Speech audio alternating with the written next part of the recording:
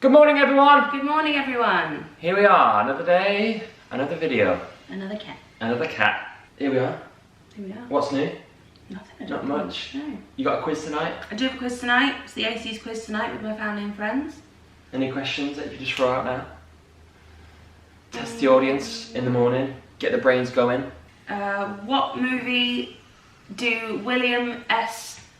Preston, Esquire, and Theodore Logan come from? Do I have any announcements? Not really. We're getting closer to the 100th video though. Crazy. This is 88, I believe.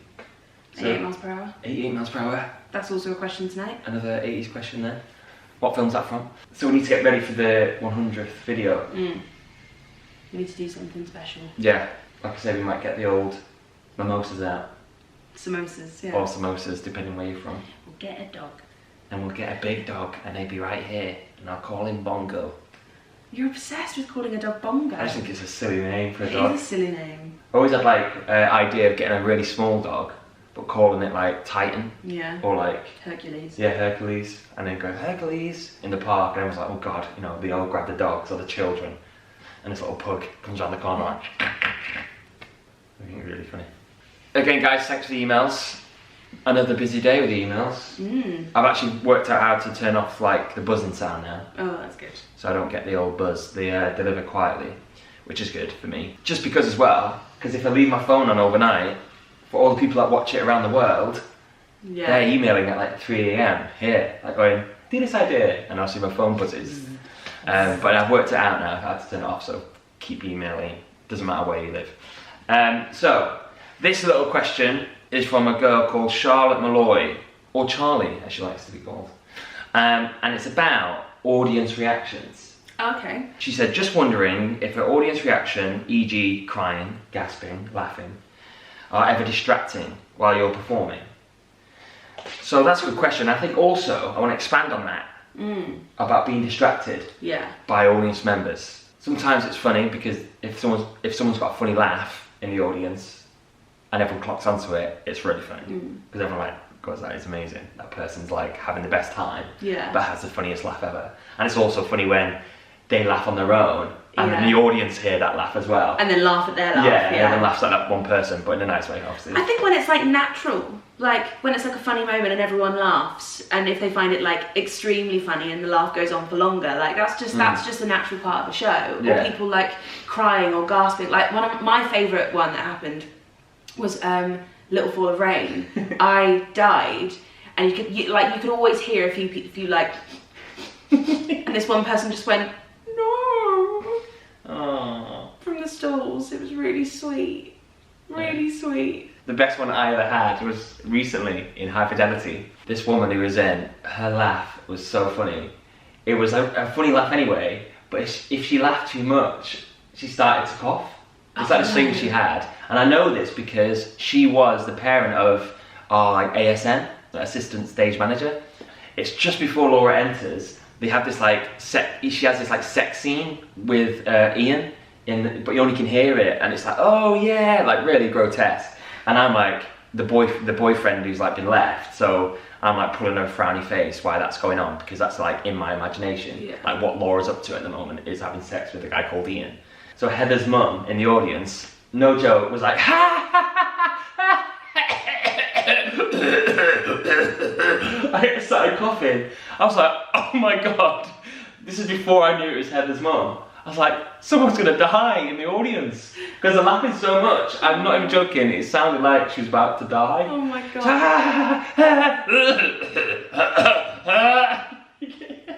I was like, oh my god. And then literally the next cue is for Shanae, who played Laura, to barge through the door.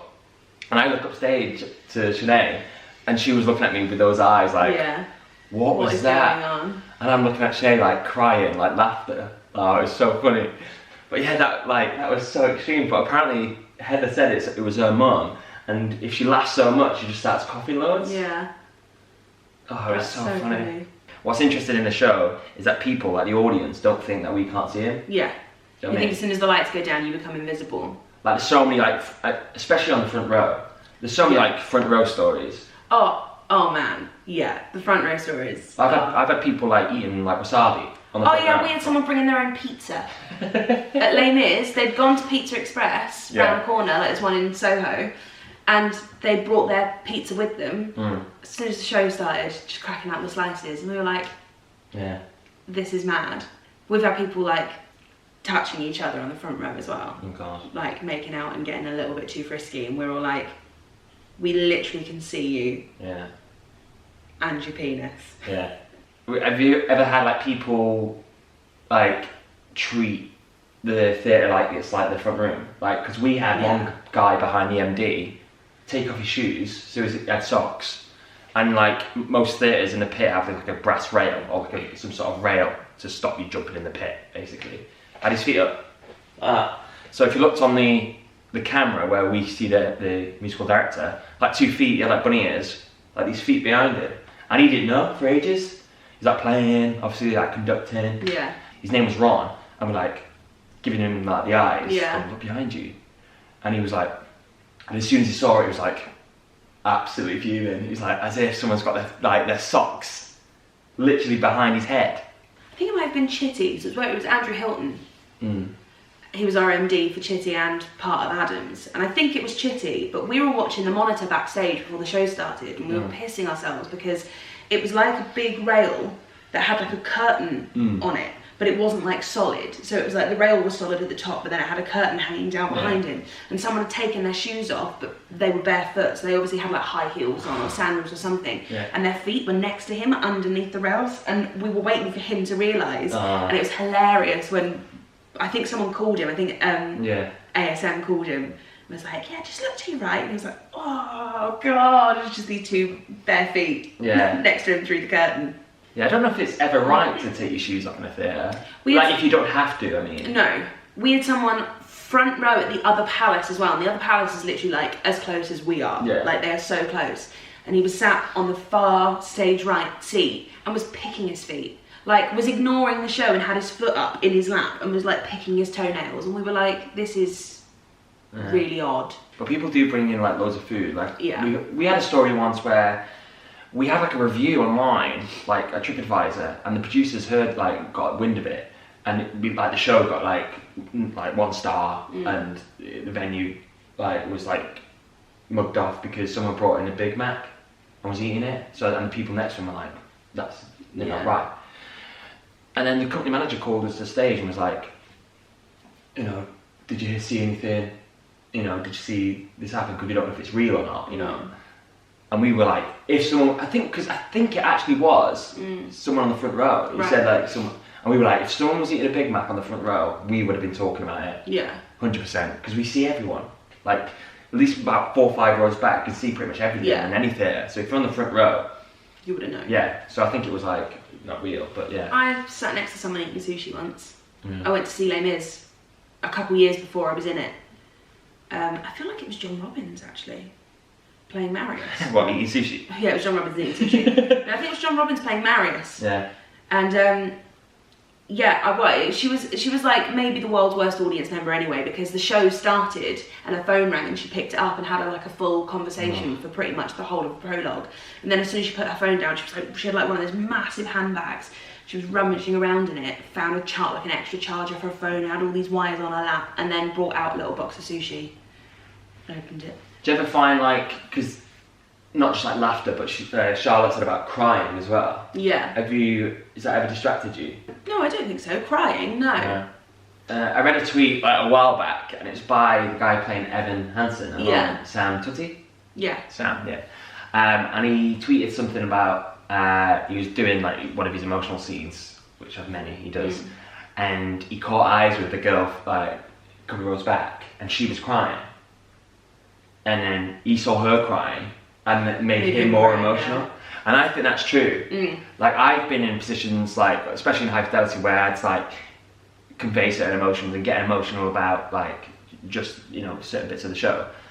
And because it was such an intimate venue, one, there's no hiding. So if someone was emotional, it was so easy to get there. Yeah. Do you know what I mean? It wasn't actually distracting. I think the only it's only distracting when their emotions are like opposite to what you're trying to convey. Yeah. Because I've had it the other way in High Fidelity, when I was like getting emotional, like crying, and I'd be like, look up, and someone was like, yeah. And you're like, oh god. Like, there was a few moments like that in Heathers where I remember running out at the other palace and getting in front of stage, and the audience is like so raked there that people are on your eye line. It wasn't like that at the Haymarket, because you're sort of like on a raised platform above the stalls, and your eye line is sort of like the back of the stalls. There's no one there, but because the other palace is like so raked and so small, there's literally people in your eye line. And I remember running out and catching eyes with a woman who must have, like, she wasn't like your usual like Heathers goer. She definitely wasn't like a 17-year-old girl. She must have been early 30s, and she just burst into tears, but she was like right in my eye line, and I was like, oh my god, I'm not gonna be able to keep singing if I look at you, because I'm getting emotional. And I was like, oh my god, I need to look anywhere other than you. So I literally couldn't look forward. I had to look at everyone else.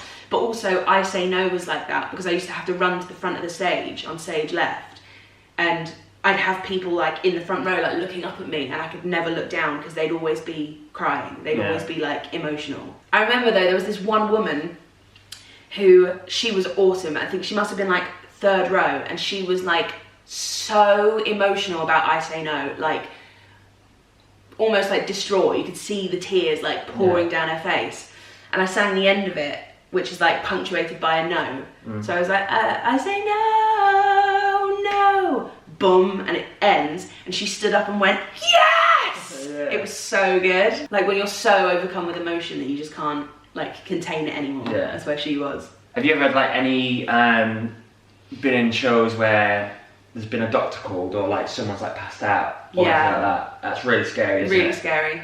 I think I might have told this story before, but we had someone in the dress circle of Les Mis, just as like I'd come on for Eponine, so it was like in the Paris scene where everyone's on stage. Like, I don't think there's a single cast member who's not on stage at that point, so we were all there. Someone in the dress circle had a heart attack, but his daughter was autistic and didn't know what was going on, and just started screaming, stop the show, stop the show.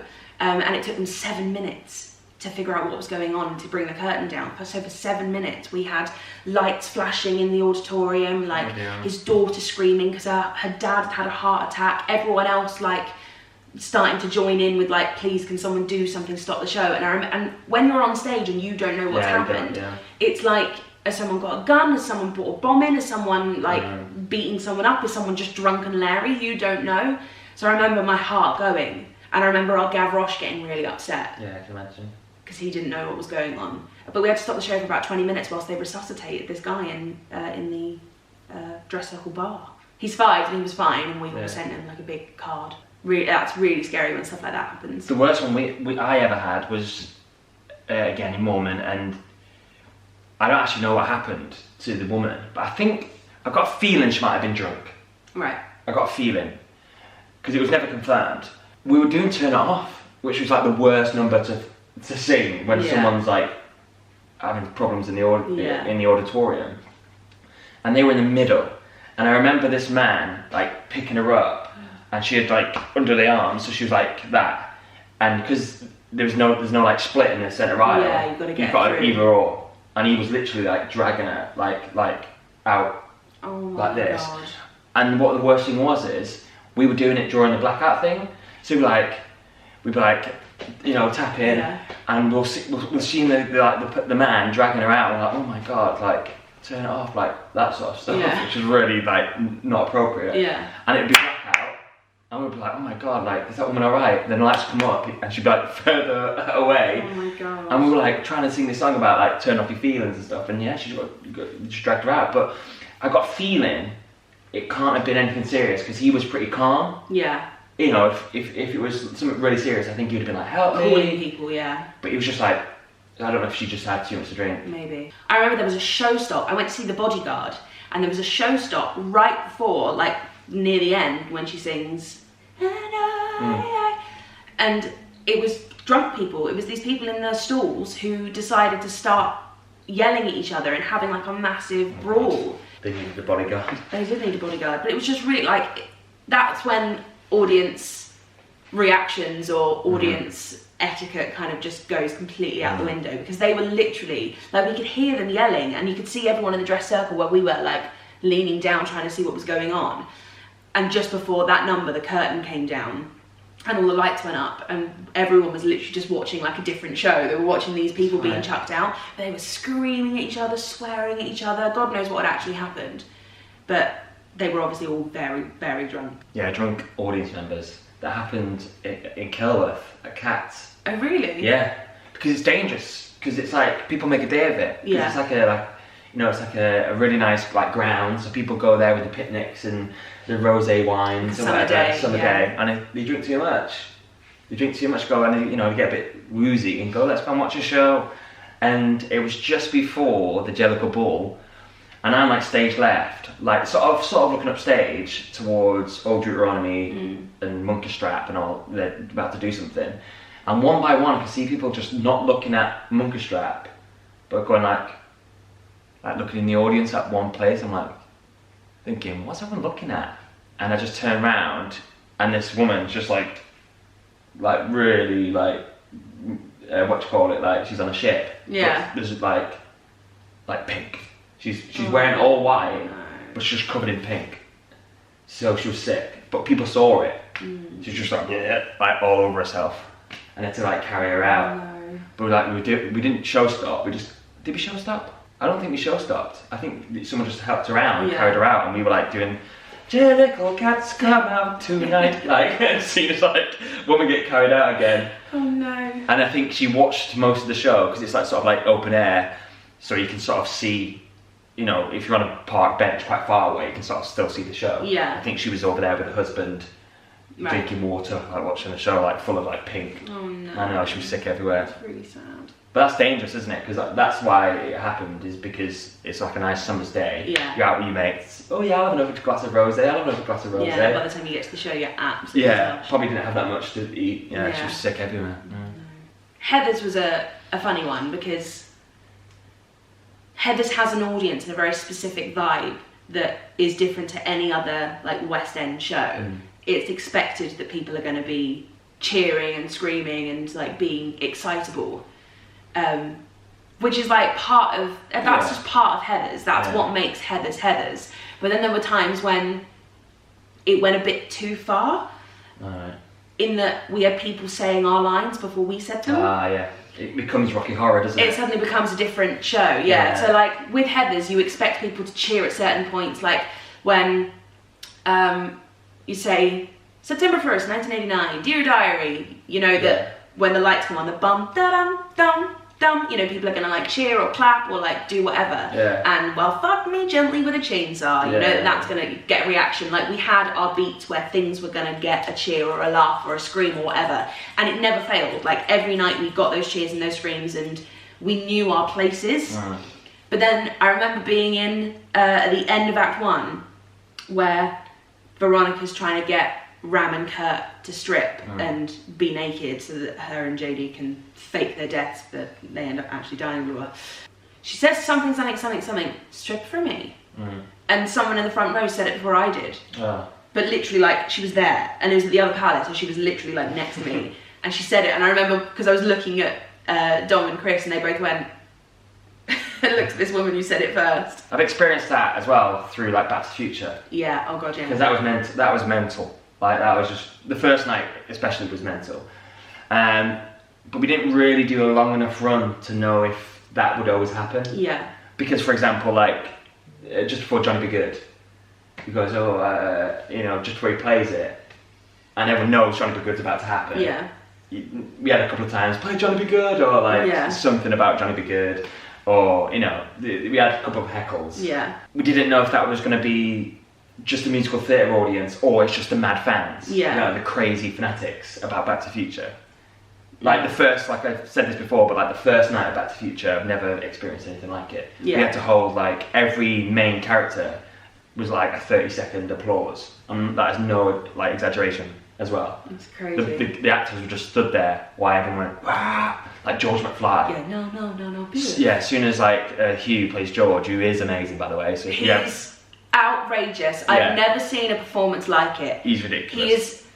I want him to do Back to the Future for me every night. Yeah, he's definitely gonna win like awards and stuff. He was ridiculous. Yeah. Ridiculous. I'm just like so passionate about his performance in that show. He's so good. He's outrageous. the thing with Hugh as well, I'm sure I've said this before, but I've been on like Back to the Future project for like 2 to 3 years now, effectively.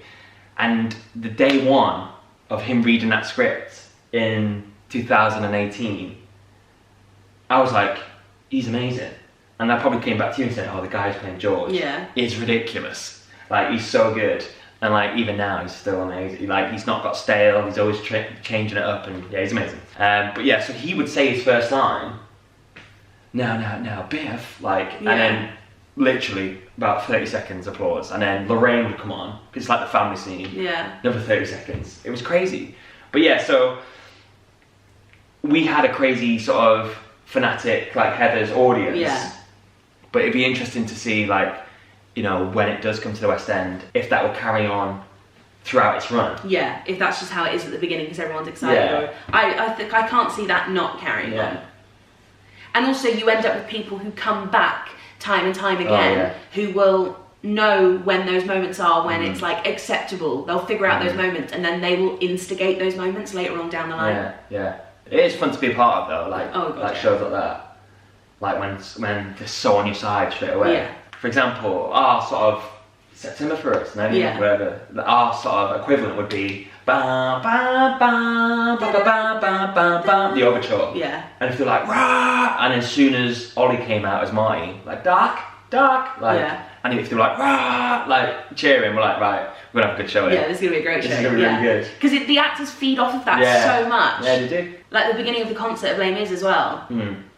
Because it used to start with Alfie Boe and Michael Ball coming down either side and looking at each other as you had that bum bum dum da dum, and if the audience went nuts, we were like, it's gonna be a good one. Like we don't have to try too hard today, guys, because we've already got them. It's fine. Yeah, definitely. Well, that's that really. Audience reactions. Yeah. And a bit of etiquette in there. A bit of etiquette. But yeah, we do feed off it, definitely. Definitely. And we also see more than I think people think we can see. Yeah, you're not invisible. Yeah. We can definitely see, and we all talk about it. We all go on the wings or, you know, substage or the quick change area and be like, you seen that guy second row? Who's like picking his nose or whatever. Because the lights go down in the audience, but the lights come up on stage, so you're still lit. Some like splashback of like light, isn't it? Yeah. But interesting. Very interesting. Right. That's that. That's it done. Right, everyone. Be safe out there. Don't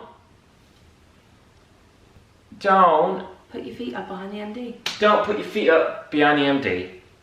Or take your shoes off if you don't have to. And I'm sure people have legitimate reasons to take the shoes off because they might have like bad circulation.